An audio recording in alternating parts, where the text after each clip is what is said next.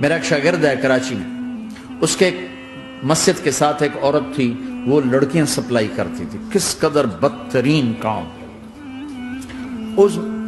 اس نے، میرے شاگرد نے اس عورت کے بیٹے سے دوستی لگائی اور اس کو میرے بیان کی کیسٹ دے دی۔ اس نے کہا یہ سن لینا۔ اس نے گھر میں جا کے لگا لی، اس کی ماں کام کرتے ہوئے چلتے پھرتے سن رہی، کانوں میں آواز پڑ رہی۔ تھوڑی دیر کے بعد وہ آ گئی، کہنے لگی مجھے بھی سنا، تو اس نے سنی، پھر کہنے لگی دوبارہ سنا، پھر دوبارہ سنی، پھر کہنے لگی ایک دفعہ اور سنا، پھر ایک دفعہ اور سنی۔ کہنے لگے یہ کون ہے؟ کہ پتہ نہیں کون ہے۔ کہ کس نے دی؟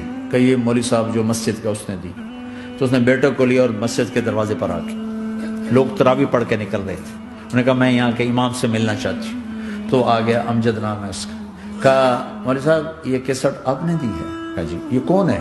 کہ میرا استاد ہے۔ کیا نام ہے؟ طارق جمیل۔ کہا اس نے کہا ہے کہ جتنے بھی گناہ کرو توبہ کرو تو قبول ہو جاتی ہے، تو میری توبہ قبول ہو سکتی ہے؟ تمہیں تو پتہ میں کیا کرتی ہوں۔ کہاں بی بی توبہ تو سب کی قبول ہے۔ کہا اچھا پھر میں تمہیں گواہ بناتی ہوں، میری توبہ، میری توبہ۔ اور اگلے دن مسجد میں آنا شروع کر دی تراویح میں، اور دعا کرے یا اللہ اگر میری توبہ قبول ہے تو مجھے اٹھا لے، اگر میری توبہ قبول ہے تو مجھے اٹھا لے، اگر میری توبہ قبول ہے تو زور زور سے دعا کرتی۔ عورتوں کے اس میں جس طرح عورتیں نماز پڑھتی تھی، 29 کی رات سجدے میں اللہ نے اس کو موت دے دی۔ ساری زندگی لڑکیاں سپلائی کی اور موت آئی رابعہ بصری جیسی۔ توبہ ایسی چیز، اے اللہ میری توبہ قبول ہے تو مجھے اٹھا لے۔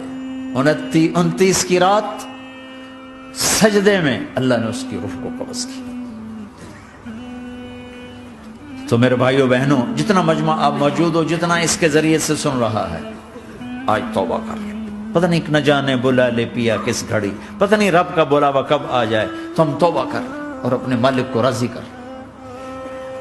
تو نیت کرتے ہو میرے ساتھ؟ سارے کرتے ہو نا؟ تو کہو یا اللہ میری توبہ، پھر کہو یا اللہ میری توبہ، پھر کہو یا اللہ میری توبہ۔ اللہ کی قسم اگر دل سے کہا ہے سب